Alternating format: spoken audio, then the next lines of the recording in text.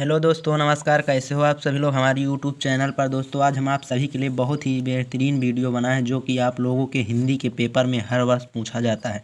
दोस्तों पर्यावरण प्रदूषण पर निबंध हम आज आपको बताने वाले हैं जो कि बहुत ही शानदार है।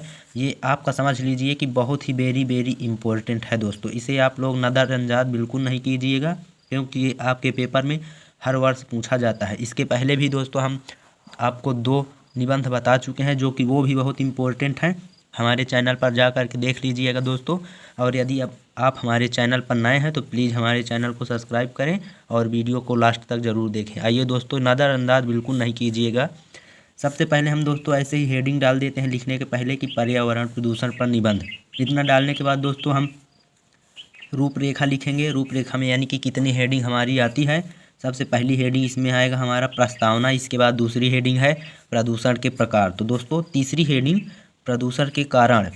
फिर चौथी हेडिंग हमारी क्या है, प्रदूषण से नुकसान। इसके बाद 5वीं हेडिंग उपसंहार है। इसमें दोस्तों हम अपने प्रति जो होता है उसे लिखते हैं और प्रदूषण को रोकने का उपाय, इसे आप लोग भी लिख सकते हैं दोस्तों। तो आइए पहली हेडिंग हम आपको बताने वाले हैं जो कि हमारी पहली हेडिंग प्रस्तावना है। इसे हम आपको बताने वाले हैं। आइए दोस्तों लगे रहिए हमारे वीडियो के लास्ट तक।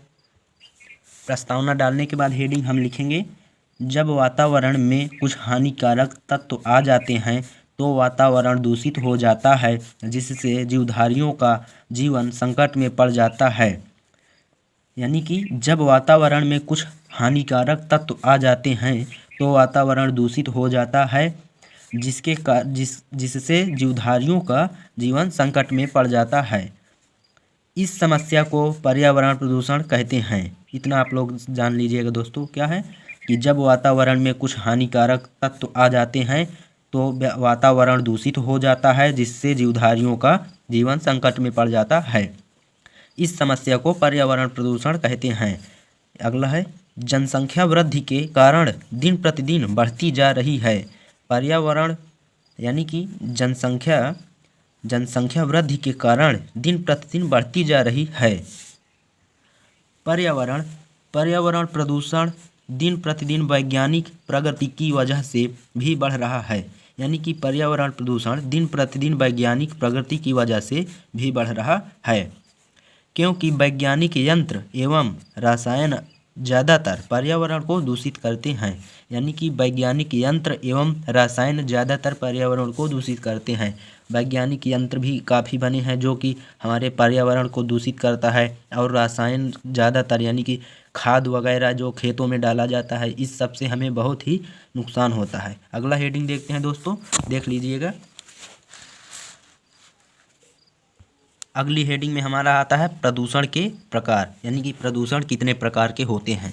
तो पर्यावरण प्रदूषण के कुछ मुख्य प्रकार इस प्रकार हैं। कौन कौन से हैं दोस्तों? वायु प्रदूषण, जल प्रदूषण, ध्वनि प्रदूषण। ये 3 प्रमुख मुख्य प्रदूषण हैं जो कि हम आपको इनके तीनों के बारे में बताने वाले हैं। तो इसमें पहली हेडिंग में क्या डालेंगे, वायु प्रदूषण।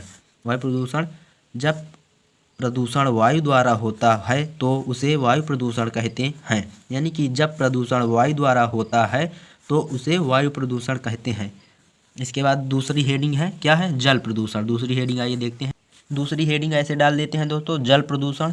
इसके बाद लिखते हैं, कपड़े धोने इत्यादि कारणों के कारण से जब जल दूषित हो जाता है तो इसे जल प्रदूषण कहते हैं। इससे जल लोगों को लिए हानिकारक हो जाता है। यानी कि इससे जल लोगों के लिए हानिकारक हो जाता है। जब हम लोग जल का उपयोग गलत तरीके से करते हैं तो इसे जल प्रदूषण कहते हैं। आप लोग इसे साफ साफ समझ लीजिएगा। इसके बाद आता है हमारा हेडिंग ध्वनि प्रदूषण। ध्वनि प्रदूषण हेडिंग डालने के बाद लिखते हैं, जैसे motor, car, tractor, loud speaker तथा मशीनों की तीव्र गति से। यानी कि motor, car, tractor, loud speaker तथा मशीनों की तीव्र गति ध्वनि संतुलन बिगाड़ जाता है जिसका प्रभाव लोगों के मानसिक संतुलन पर पड़ता है। तो इसे ध्वनि प्रदूषण कहते हैं।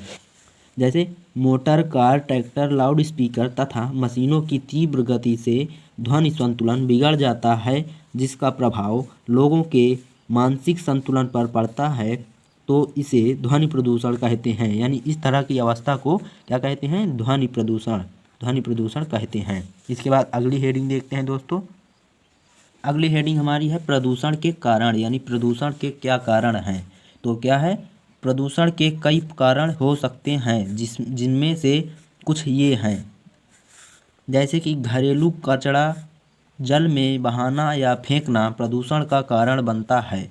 यानी कि घरेलू कचरा को जब हम लोग बाहर फेंक देते हैं और जल में फेंक देते हैं तो ये जो है प्रदूषण का कारण बनता है।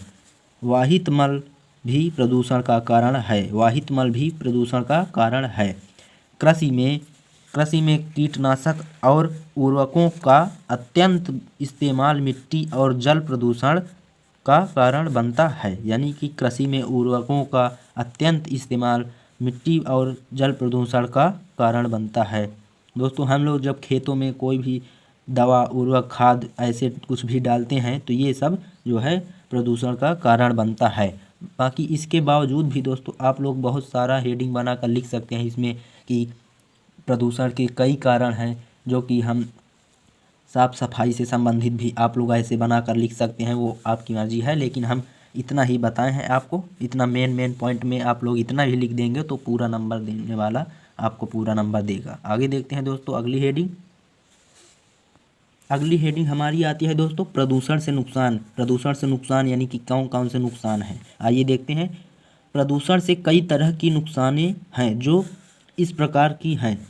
प्रदूषण से कई प्रकार की बीमारियां होती हैं। यानी कि प्रदूषण से कई प्रकार की बीमारियां हो सकती है, जैसे कि asthma, lung, heart attack, stroke, diabetes आदि बहुत सारी बीमारियां हैं जो कि हम लोगों को प्रदूषण से नुकसान करती हैं। तो और बच्चों पर नुकसान, गर्भावस्था पर नुकसान, इमारतों पर नुकसान, स्वास्थ्य पर नुकसान आदि बहुत सी नुकसानें हैं दोस्तों, जो कि हमें पर्यावरण के प्रदूषण से वो होता है। तो इसमें जो है दोस्तों इमारतों पर भी बहुत सारा नुकसान हो जाता है। गर्भावस्था स्त्री हो या पशु पक्षी हो, कोई भी हो, इसमें भी बहुत सारी बीमारियां नुकसान हो जाता है। तो ये सब दोस्तों आपको लिखना है। इसके बाद आगे देखते हैं। लास्ट हेडिंग हमारी आती है दोस्तों उपसंहार। इसमें हम अपने प्रति जो हो सकता है उसे लिखेंगे। आइए, इस समस्या को कम करने के लिए हम सबको अधिक से अधिक वृक्षारोपण करना चाहिए। यानी कि इस समस्या को कम करने के लिए हमें सबको अधिक से अधिक वृक्षारोपण करना चाहिए। वृक्षारोपण यानी कि वृक्षों को काटना नहीं चाहिए और उसे ज़्यादातर मात्राओं में लगाना चाहिए। इस समय देखिए दोस्तों कितना वृक्ष कट रही हैं, इसीलिए लोग बीमार पड़ रहे हैं सभी लोग। तो वृक्षारोपण करना चाहिए, जिससे वायु प्रदूषण कम होगा। और जल प्रदूषण को रोकने के लिए हमें कारखानों, घरों का नाला नदियों में नहीं मिलाना चाहिए। यानी कि घरों का नाला और कारखानों का नाला नदियों में नहीं मिलाना चाहिए, तथा मृत जीवों को नहीं प्रवाहित करना चाहिए। यानी कि कोई भी जीव जंतु अगर उनकी मृत्यु हो जाती है तो उन्हें नदी में, तालाब में नहीं प्रवाह करना चाहिए, क्योंकि उससे भी पानी दूषित हो जाता है। अतः इस समस्या को खत्म करने के लिए हम सभी को सामूहिक प्रयत्न करना चाहिए। यानी कि इस समस्या को खत्म करने के लिए हम सभी लोगों को सामूहिक प्रयत्न करना चाहिए। दोस्तों, आप लोगों को हम इतना ही 5 हेडिंग में बताए हैं। यदि आप लोग इसे पूरी तरह से तैयार कर लेंगे तो बहुत ही अच्छा नंबर पाएंगे दोस्तों। और यदि आप लोग हमारे वीडियो से प्रसन्न हैं तो प्लीज़ हमारे वीडियो को देखें और हमारे चैनल को सब्सक्राइब करना ना भूलें। जय हिंद, वंदे मातरम दोस्तों।